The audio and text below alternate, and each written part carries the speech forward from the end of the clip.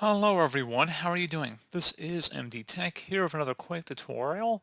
In today's tutorial, I'm going to show you guys how to provide or give administrator privileges to a local or standard account on your Windows XP computer. So this should hopefully be a pretty straightforward process here, guys, and without further ado, let's go ahead and jump right into it.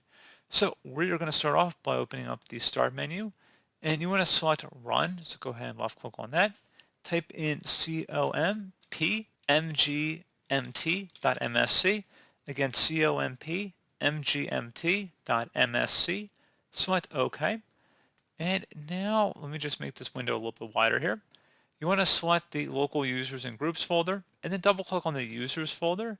Take note of the name of the account you want to turn into an administrative account. So you see in our case, let's say we want to make the Steve account an administrator. Go ahead and select groups on the left side, and then where it says administrators over on the right, go ahead and double click on it and select the add button.